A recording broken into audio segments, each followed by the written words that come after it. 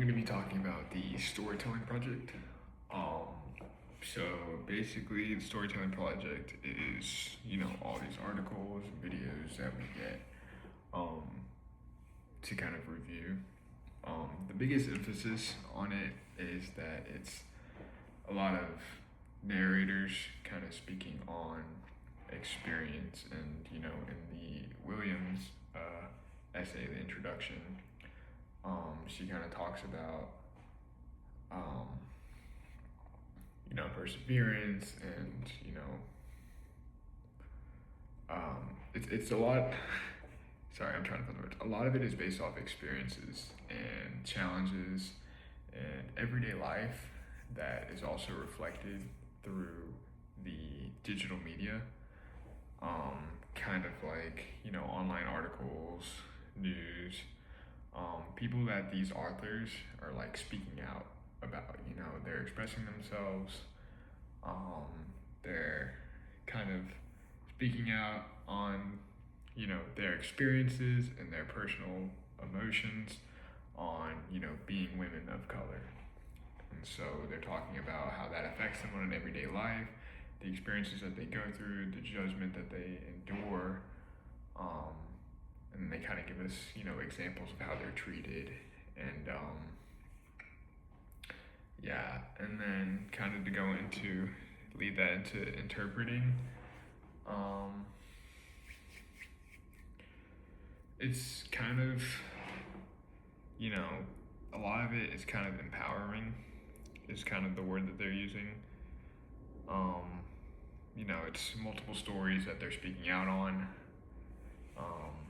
coming from experiences.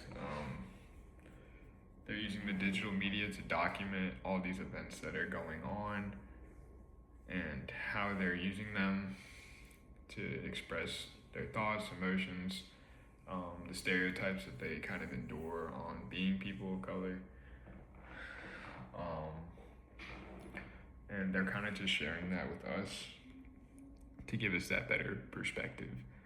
And that also goes into Connect. I know I talked a lot about in my recent video reviews about how we talk about perspective in class, but I think the biggest thing for this assignment that it kind of connects with is, culture. Culture is kind of what they're trying to protect, kind of what they're trying to represent in the way that they're going about in these articles. They're sharing their stories with us, they're sharing their history with us, and all of that kind of just reflects on their culture. So it's more of like a cultural thing for them, being of origin, history, their ancestors, stuff like that. Those are kind of things that they're trying to use the digital media or their digital storytelling, online articles, stuff like that, to tell their story, to kind of protect that culture, to give us a better point of view on where they're coming from, on how they're treated, and as such, kind of to go into an evaluate of the whole thing. Obviously it's a lot, but I'd say the biggest emphasis that it's showing is it's the storytelling behind it. The storytelling behind it is the biggest thing that it tries to emphasize. The way that the stories are told, we get a lot of examples of personal experiences, events that have happened that have changed their perspective on how they're viewed, have changed their perspective on their culture. And they're using these, they're including these in all of their articles, they're including these in all of their stories to kind of give us that better perspective that we can view, what it was like to be in their shoes. Like they're trying to help us in the best way possible see through their eyes, see their perspective, see how, in everyday life, to be in their cultural colored person perspective, what it's like. How they get treated differently, how life is different for them compared to other people.